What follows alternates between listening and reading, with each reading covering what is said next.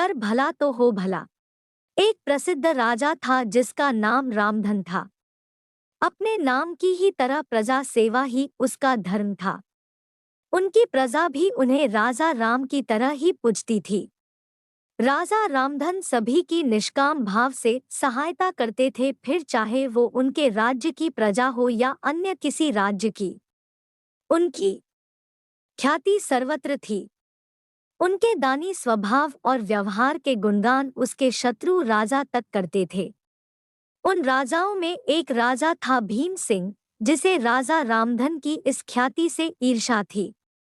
उस ईर्ष्या के कारण उसने राजा रामधन को हराने की एक रणनीति बनाई और कुछ समय बाद रामधन के राज्य पर हमला कर दिया। भीम सिंह ने छल से युद्ध जीत लिया और रामधन को जंगल में जाना पड़ा। इतना होने पर भी रामधन की लोकप्रियता में कोई कमी नहीं थी। हर जगह उन्हीं की बातें चलती थी, जिससे भीम सिंह को चैन न था। उसने राजा रामधन को मृत्युदंड देने का फैसला किया। उसने ऐलान किया कि जो राजा रामधन को पकड़कर उसके सामने लाएगा वो उसे 100 सोने की दीनार देगा। दूसरी तरफ राजा रामधन जंगलों में भटक रहे थे।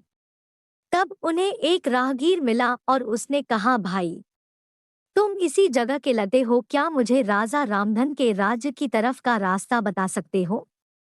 राजा रामधन ने पूछा, तुम्हें क्या काम है राजा से? तब राहगीर ने कहा, मेरे बेटे की तबीयत ठीक नहीं, उसके इलाज में सारा धन चला गया। सुना है राजा रामधन सभी की मदद करते हैं, सोचा उन्हीं के पास जाकर याचना करूं। यह सुनकर राजा रामधन राहगीर को अपने साथ लेकर भीम सिंह के पास पहुंचे। उन्हें देख दरबार में सभी अचंभित थे।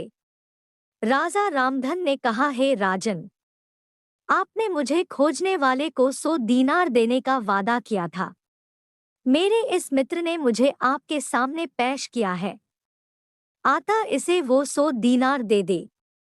यह सुनकर राजा भीम सिंह को एहसास हुआ कि राजा रामधन सच में कितने महान और दानी हैं, और उसने अपनी गलती का स्वीकार किया।